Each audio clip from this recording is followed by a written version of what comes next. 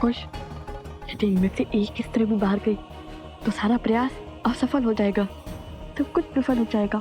एक के बाद एक सभी स्त्रियां बाहर चली जाएंगी। रुक जाओ बहनों, ये समय लड़ने का है, भावनाओं में बहने का नहीं है। नहीं नहीं, हमें तुम्हारी योजनाओं का अंग नहीं बनना। चलो। नहीं, रुक जाओ, समझने का प्रयास करो।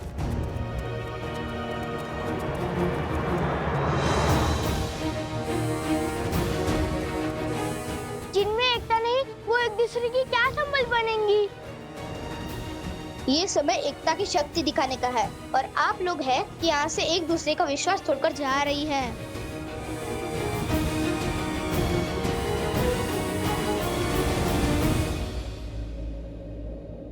जाने दो इन्हें।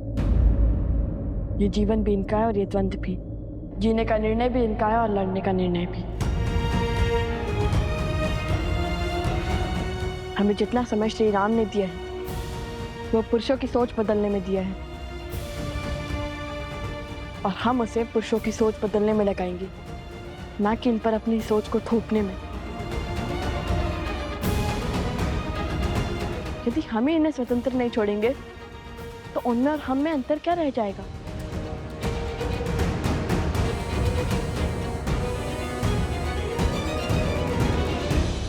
हनुमान जी की बात तो उचित लगती है।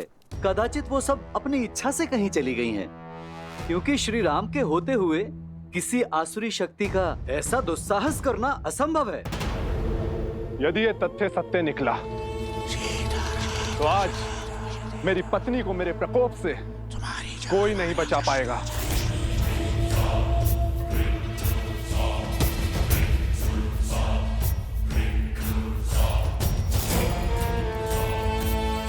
उन स्त्रियों को उनका उचित स्थान दिखाना आवश्यक है। उचित कहा आपने।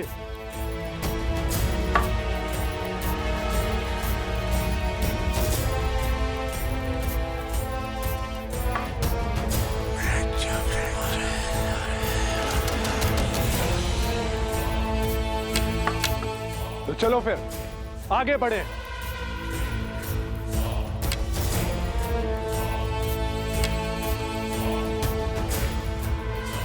अब दूसरी टुकड़ी को भड़काने की बारी है।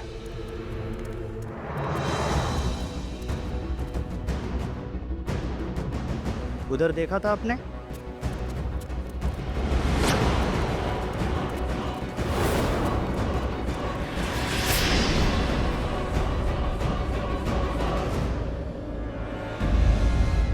सुशीला, कमला, गीता, प्रातः काल से कहां थी तुम? बिना आज्ञा घर से बाहर पग कैसे धरा तुमने? विद्रोह की चिंगारी उठ रही है हमारे विरुद्ध। उल्लंघन करेगी पति की आज्ञा का। किसकी आज्ञा से घूंघट उठाया तुमने? घर से बाहर निकली।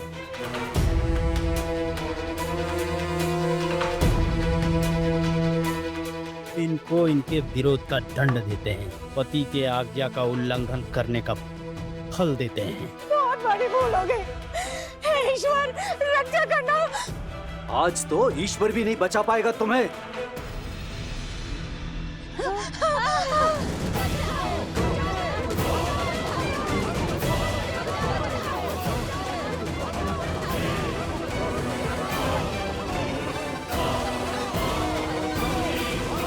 बचाओ, बचाओ, बचाओ।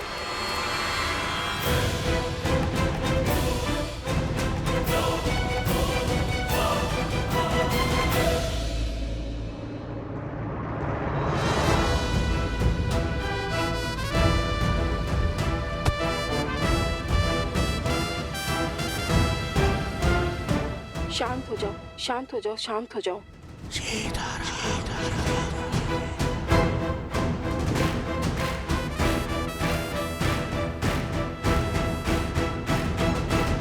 अब समझा तुम दोनों की चाल।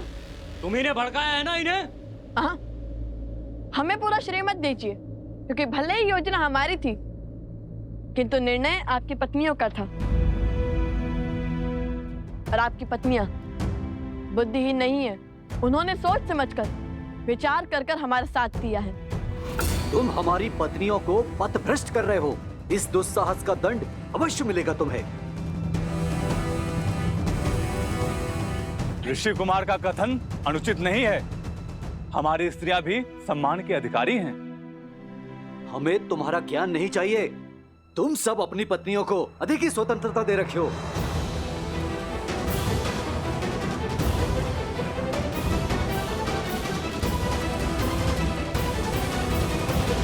हमने तो केवल स्त्रियों को उनके अधिकारों का स्मरण करवाया, उन्हें सम्मान का मोल समझाया।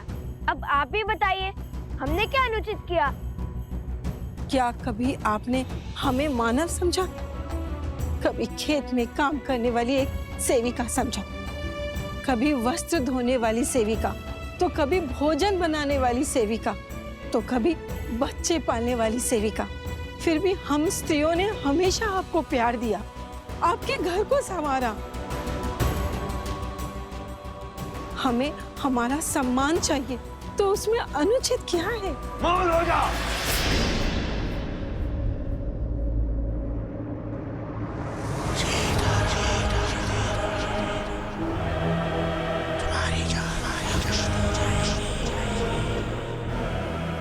अब आएगा आनंद। उस रात्रि कहानी बनाकर तू किसी नाविक के साथ रुक गई थी, और आज ये सॉन्ग रचकर तुम मेरा अपमान कर रही हो। जो स्वयं अपने सम्मान के लिए तरस रही है, वो दूसरे का क्या अपमान करेगी? आपके क्षण भर के आवेश ने महारानी सीता से उसका संसार छीन लिया, उन्हें वनवास जाने के लिए विवश कर दिया। आपने मुझे घर से निकाल दिया, परंतु कभी भी सत्य जानने का प्रयास किया? अब तो हमें बल दिखाना ही होगा। नहीं, इन्हें अपना युद्ध स्वयं लड़ना होगा। यदि ये अपने स्वाभिमान के लिए नहीं उठेंगी, तो आने वाले वियोग में भी ये सम्मान नहीं पा पाएंगी। इस युद्ध की परिधि ये नारियां स्वयं निश्चित करेंगी। मूर्ख बालक, इन्हें लगता है ये महाराज सहस्त्रमुख की माया से बच जाएंगे। इतने वर्षों तक लोकापात और भेदभाव का जो बीज महाराज ने बोया है, आज उसका फल प्राप्त होगा।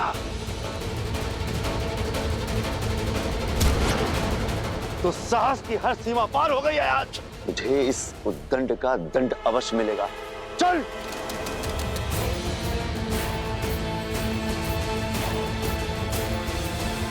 भैया, इतना घोर अन्याय देखकर भी हम चुप क्यों हैं? आज हम रक्षक नहीं, केवल मार्गदर्शक हैं।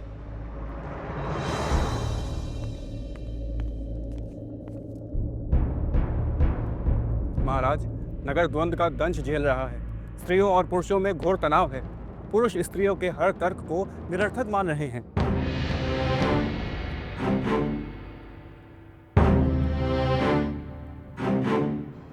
महाराज, क्या मुझे कुछ कहने की अनुमति है? अवश्य। महाराज, कहीं ये द्वंद्व समाज का संतुलन न बिगाड़ दे। महाराज, युगों से चली आ रही परंपरा को बदलने की आवश्यकता क्या है? जब तक लव कुश नहीं थे, तब तक सब कुछ ठीक था। आज पुरुष और स्त्रियों के बीच जो भी कुछ हो रहा है, उसका कारण केवल लव कुश है। उन्होंने पतियों को पूजने वाली स्त्रियों को पतियों के ही विरुद्ध खड़ा कर दिया है।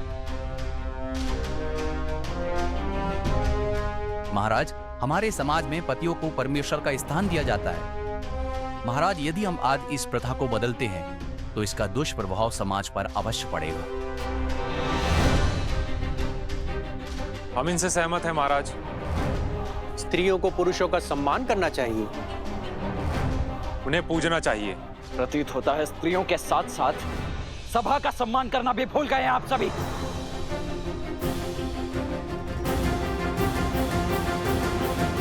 लक्ष्मण, शांत।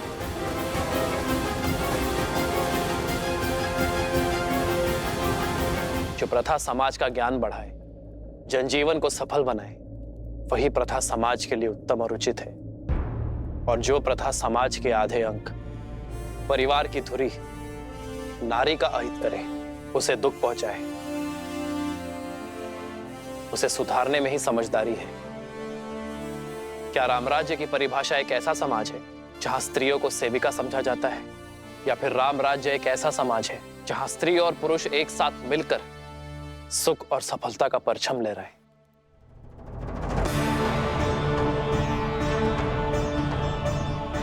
एक स्त्री को दासी समझना हमारी संस्कृति का अपमान है। क्या हम भूल गए हैं कि जब हम जन्म लेते हैं तो सर्वप्रथम एक स्त्री ही हमें स्नेह देती है। यदि स्त्री अपनी संतान को मातृत्व की छाप ना दे,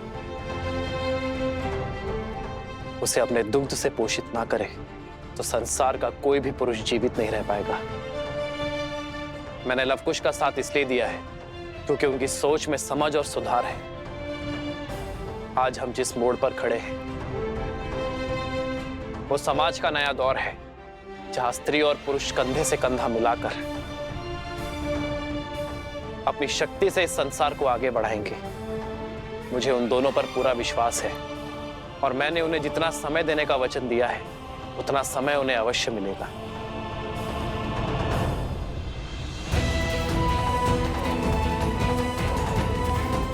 कब तक ही चुप रहेंगी?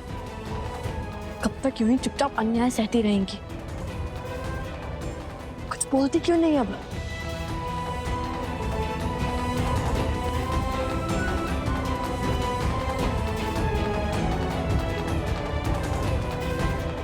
और अधर्म और क्रूरता। हे नारायण, रक्षा कीजिए।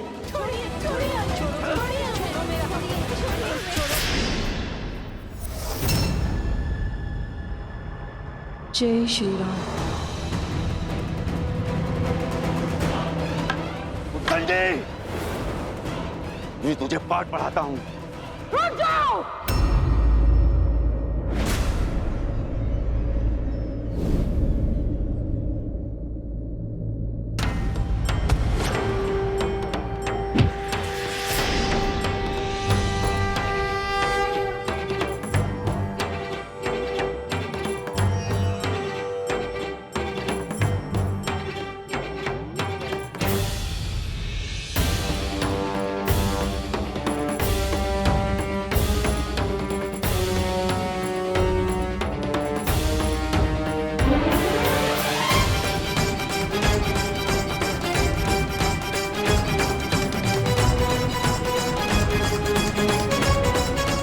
महाराज, घोर असंभव संभव हो गया महाराज। स्त्रियों ने पुरुषों के विरुद्ध ध्वनि उठा दी है महाराज।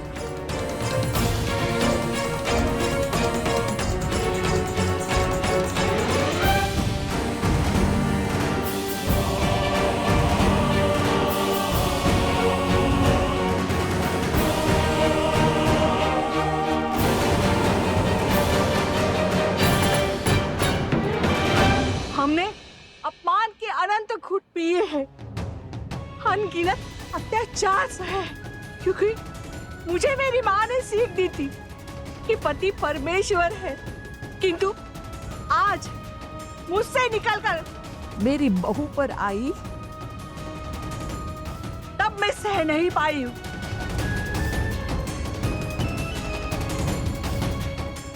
सोच का ये बीच इनके मन में अंकुरित होना आवश्यक था।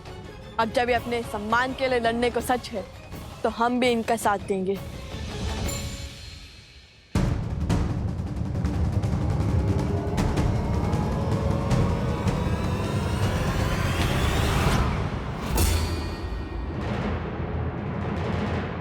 सावधान! अब तक हम चुप थे क्योंकि ये स्त्रियां चुप थी, किंतु अब जब ये अपने मान सम्मान को लड़ने के लिए सच हैं, तो हम भी सच हैं। अब कोई भी इन पर हाथ उठाने का दुस्साहस नहीं करेगा। हम भगवान वाल्मीकि के शिष्य प्रभु श्री राम और देवी सीता के भक्त, हमारे होते हुए कोई भी इन स्त्रियों पर अत्याचार नहीं करेगा।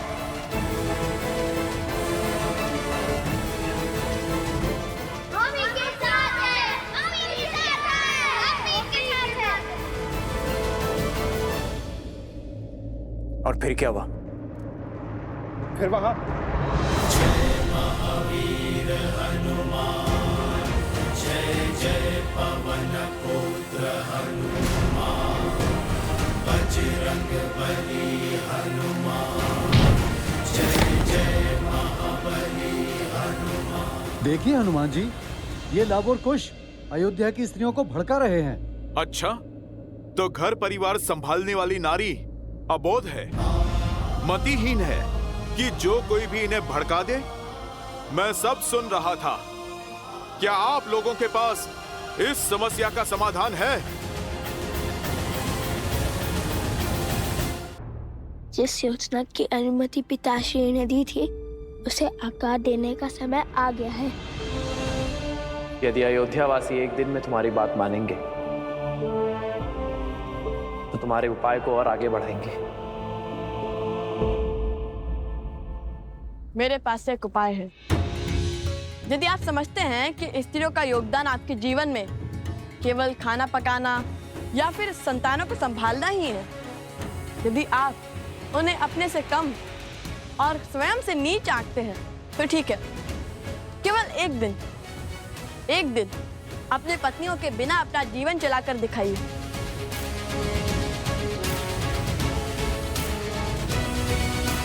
ये सूर्य का पहला पहर है। सूर्यास्त में केवल 4 पहर शेष है। तब तक पता चल ही जाएगा कि स्त्रियां आपके सम्मान के अधिकारी है या नहीं।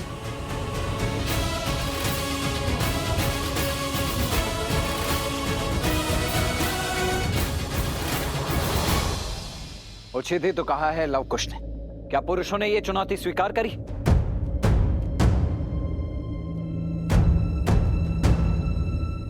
ये चुनौती स्वीकार है आप सबको? हाँ हाँ स्वीकार है। हाँ स्वीकार है। हाँ स्वीकार है। हमें हाँ स्वीकार है। हाँ स्वीकार है। हाँ स्वीकार है। महाराज, इतनी विकट स्थिति में भी आप मुस्कुरा रहे हैं। कदाचित आप इस शर्त का तर्क नहीं समझ रहे हैं। पुरुष स्वभाव से बहुत हठी होते हैं।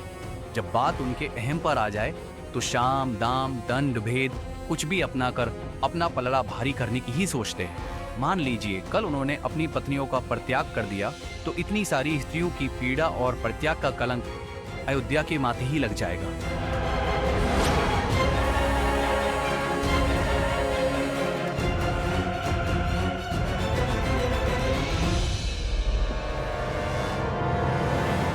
आर्य सुमंत,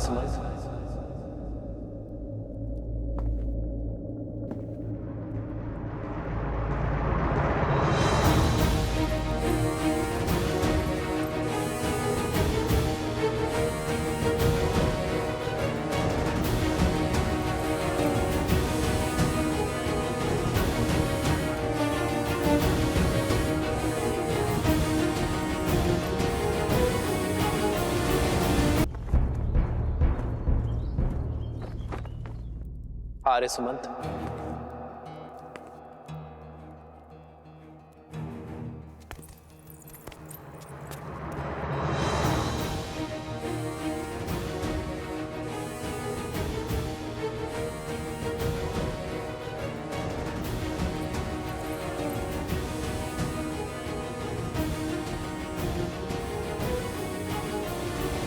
ये स्त्रियां आप ही की पत्नियां हैं ना? आप ही के घरों की स्त्रियां है ना?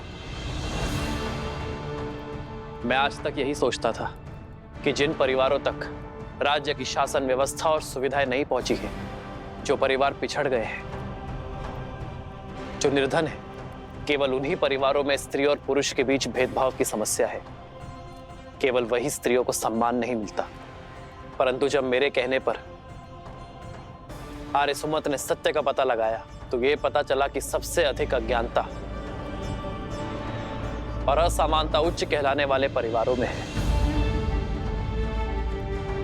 यदि समस्त अयोध्या पवित्र होने निकली है तो अयोध्या का कोना कोना पवित्र होगा।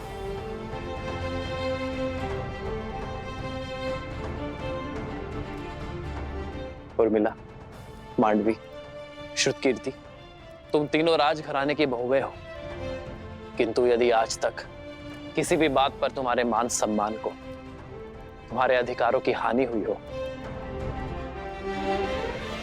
तो तुम ध्वनि उठा सकती हो। इस रघुकुल में आना, रघुवंशियों का मान पाना तो हमारा सौभाग्य है। ये समाज हो या संसार, उसका विकास तभी संभव है जब स्त्री और पुरुष एक दूसरे का सम्मान करें, जब स्त्री और पुरुष एक दूसरे के बिना अधूरे समझे जाए। सियावर रामचंद्र की जय! सियावर रामचंद्र की जय! सियावर रामचंद्र की जय!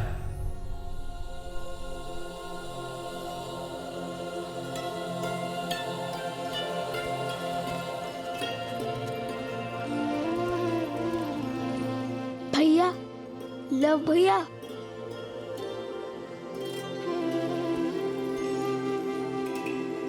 आज लव कुश ने अयोध्या की हर स्त्री को हर रूप से संगठित कर दिया।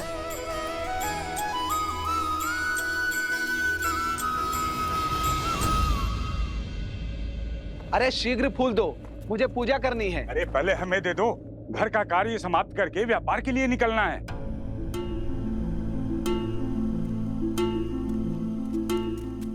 पिताश्री बहुत भूख लगी है। अरे सुनती हो? अरे मैं तो भूल ही गया।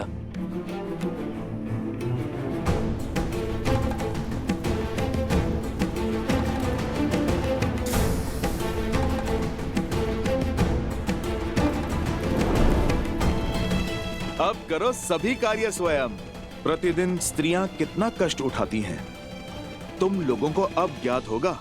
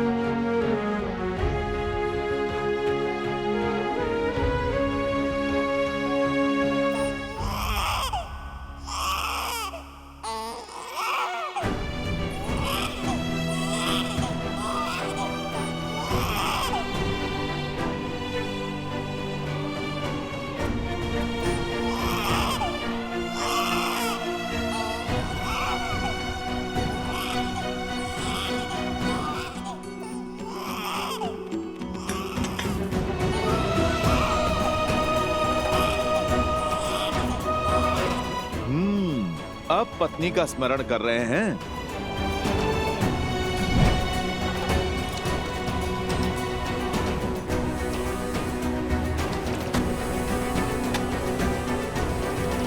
भूख लगी है पिताश्री।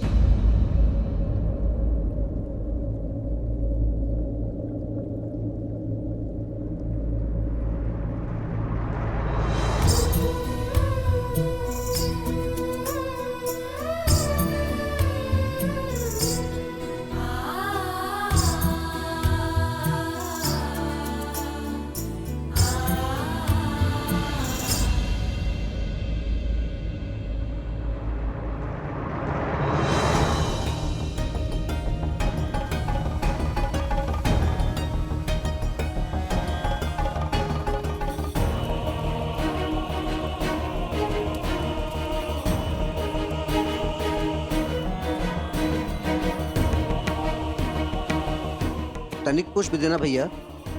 आज अवकाश है, कल लेना।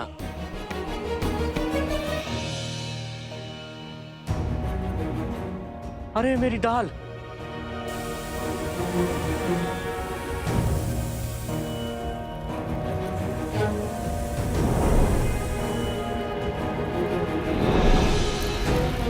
अग्नि! अग्नि!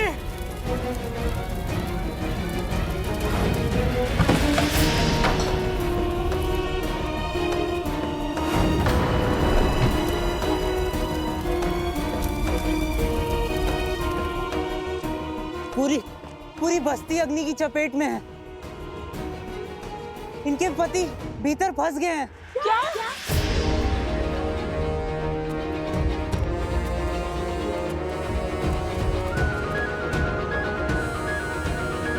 देखा भैया, जब बात परिवार पर आई तो ये कोमल और अबला कहलाने वाली स्त्रियां इतनी प्रचंड हो गई जैसे ये अपना घर नहीं संसार बचाने निकली हो, युद्ध करने आई हो। ये युद्ध ही तो है, मान का, सम्मान का, अधिकार का। और तुम देखना, हर बार की भांति इस बार भी यही जीतेंगी।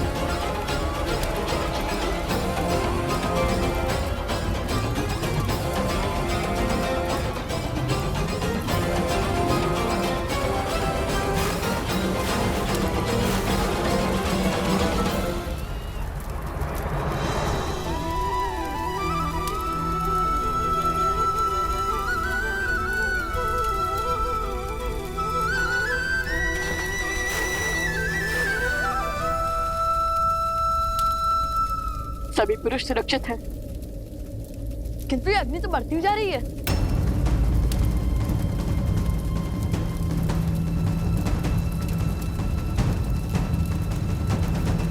जय श्री राम, जय श्री राम, जय श्री राम।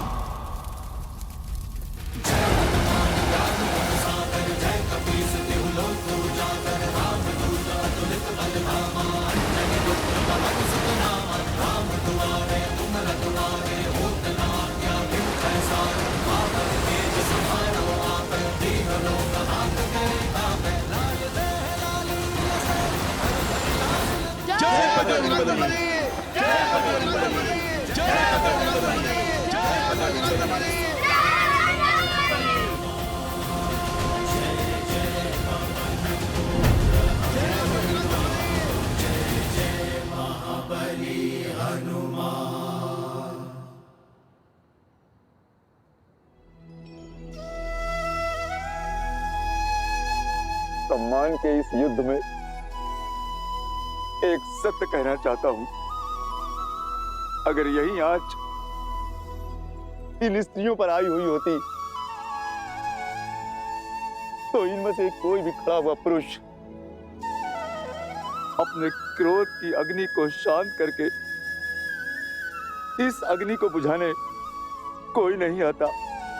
अपने प्राणों को दांव पर कोई भी नहीं लगाता, परंतु तुम लोगों ने उनको बचाया जिन्होंने तुम्हें कष्ट दिए, अपमानित किया, तुम्हारे साथ दुर्व्यवहार किया। मुझसे बहुत बड़ी भूल हो गई, मुझे क्षमा कर दो, मुझे क्षमा कर दो।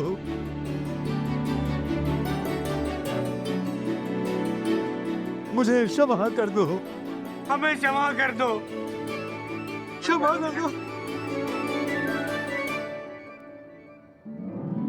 नहीं नहीं, आपका स्थान यहाँ नहीं, हमारे हृदय में है। हमारा सिंदूर बनकर माथे पे चमकना है। आप तो हमारा बल है, आपको यूं निर्बल धरा पर हम नहीं देख सकते। हमें तो बस हाथ से सम्मान चाहिए, साथ चलने का अधिकार चाहिए।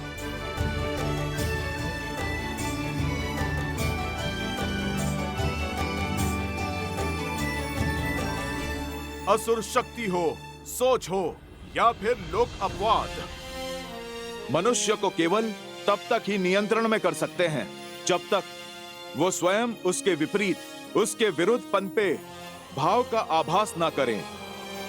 मन के कोने में छिपा एक छोटा सा द्वेष का भाव, जो वैसे तो व्यर्थ लगता है, कई बार असुर शक्तियों के बहकावे में आकर लोक अपराध की आंधी में बहकर धीरे धीरे बढ़ता जाता है और उसका अंधकार मन की सभ्यता के प्रकाश पर हावी हो जाता है। आज लवकुश ने तुम सबको वो आभास करवाया जो स्त्रियां प्रतिदिन सहती हैं। उनकी योजना ने तुम्हारे भीतर छिपी भलाई को जगाया है और उस सुखता के प्रकाश ने तुम्हारे ऊपर छाए हुए अंधकार का अंत किया है।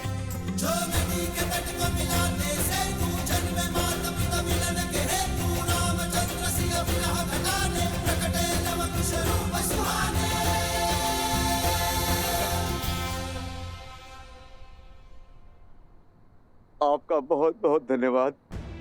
आप दोनों ने हमारी आंखें खोल दी। स्त्रियों के बिना पूरा दिन जीने का प्रयास किया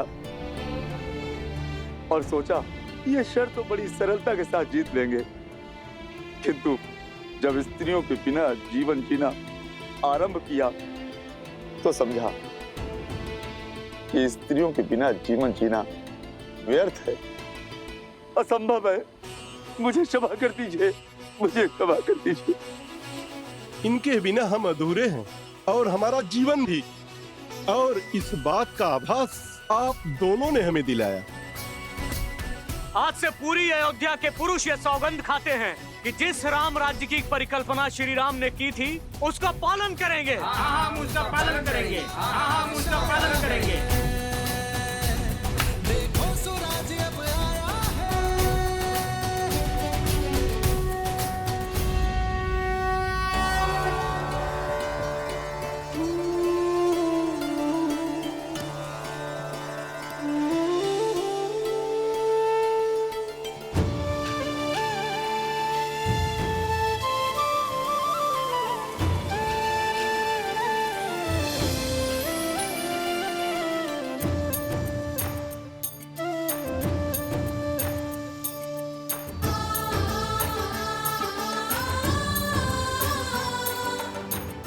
ये तो अत्यंत शुभ संकेत है। हाँ गुरुमाँ, लगता है लवकुश अपने लक्ष्य में सफल हो रहे हैं। तभी तो एक के बाद एक ऐसी सुखद अनुभूतियां और ऐसे शुभ संकेत मिल रहे हैं।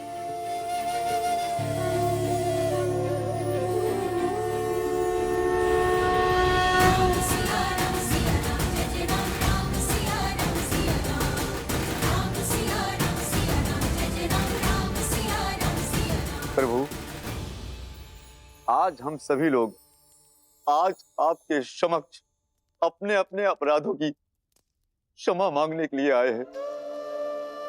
आज तक हमने जो स्त्रियों के साथ में व्यवहार किया, उन्हें तुच्छ समझकर उनके साथ जो पाप किए हैं, उन सभी अपराधों के लिए हमें क्षमा कर दीजिए प्रभु। आज से हम स्त्रियों का सम्मान करेंगे, उन्हें समान समझेंगे।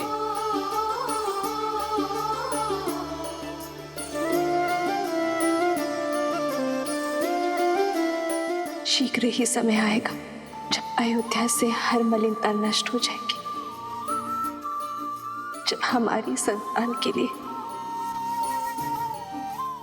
यहाँ आना शुभ होगा।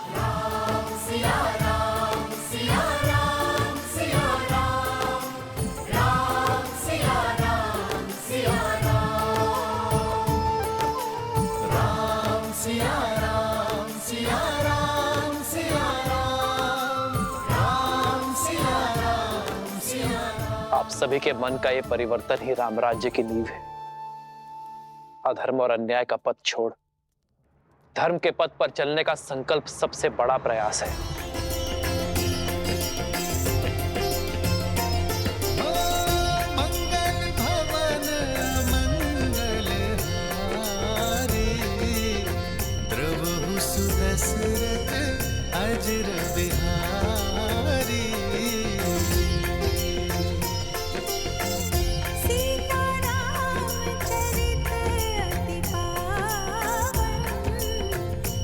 आयुष्मान भव। समाज की बड़ी पीढ़ी ये प्रयास करती है कि आने वाली पीढ़ी के संस्कारों में परिवर्तन ना हो, किंतु जब नई पीढ़ी अपने संस्कारों की रक्षा के लिए पुरानी पीढ़ी से द्वंद्व करे तो समाज में शुभ परिवर्तन आता है।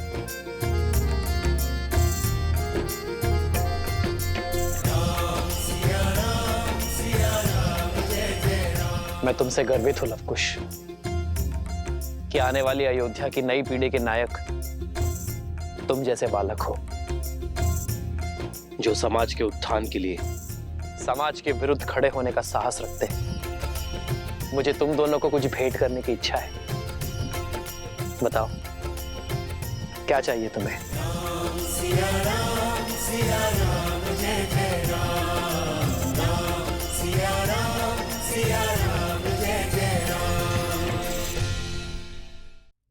हमारे यहाँ आने का केवल एक उद्देश्य पूर्ण हुआ है, दूसरा उद्देश्य अभी शेष है।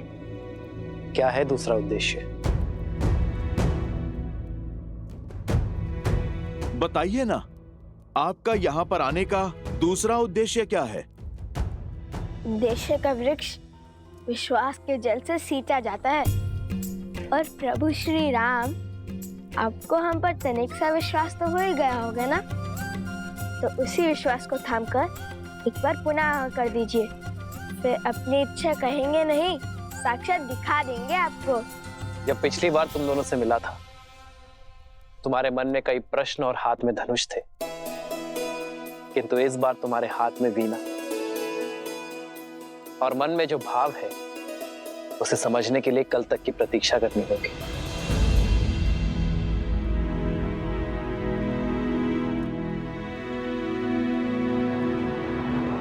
मेरी आज्ञा है।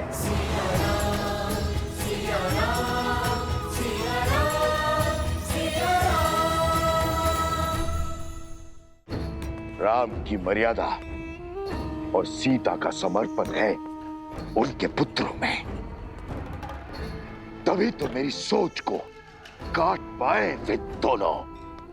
अयोध्या के स्त्री और पुरुषों को एक कर पाए वे दोनों। जब युद्ध का नाद छिड़ ही चुका है तो शस्त्र उठाने में कैसा संकोच। अब संसार का कोई भी बल शास्त्र मुख रावण को नहीं रोक पाएगा। समय आ गया है उस शक्ति को जागृत करने का जो लवणासुर के युद्ध के पश्चात से अचल है और रघुकुल से प्रतिशोध की प्यासी है। आप किसकी बात कर रहे हैं भैया? शीघ्र जान जाओगी। अब यहाँ से आगे केवल मुझे जाना है, अपनी शक्तियों से उसे जागृत करने।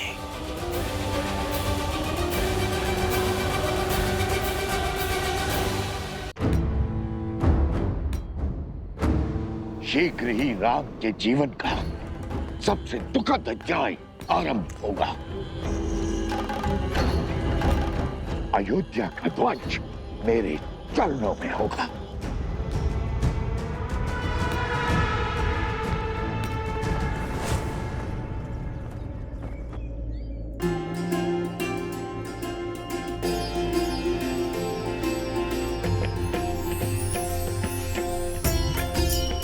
ना जाने क्या होने वाला यहाँ। क्या हो सकता है लवकुश का दूसरा उद्देश्य? हनुमान जी, इनका क्या उद्देश्य आपको तो ज्ञात ही होगा ना? सब कुछ तो ये ईश्वर जानता है, या फिर उसका अंश।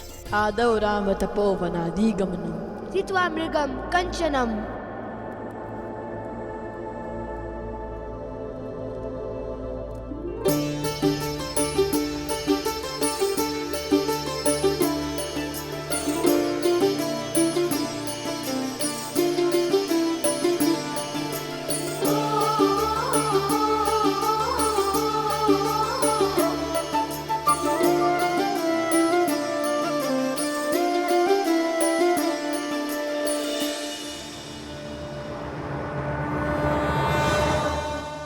वैदेहीकरणम जटायु मरणम सुग्रीव संभषणम पश्चात रावण कुंभकर्ण हरणम इत्यादि रामायणम। आदर्श और मर्यादा की है ये कथा महापावनम। काटे मद श्री से मिला दे श्रीमद् रामायणम, श्रीमद् रामायणम। धन्यवाद आप सबको यहाँ पधारने का धन्यवाद। आज सबके मन में प्रश्न होंगे, सोच रहे होंगे, दुविधा होगी आप सबके मन में कि हमारा उद्देश्य क्या है। उद्देश्य वही, हर दुविधा का अंत श्रीमद् रामायण, यही हमारा उद्देश्य है। यह सुनकर आज सबके मन में एक और प्रश्न आया होगा, सोच रहे होंगे कि ये उद्देश्य तो हम पहले भी पूर्ण कर चुके हैं, फिर दोबारा क्यों? दोबारा क्यों?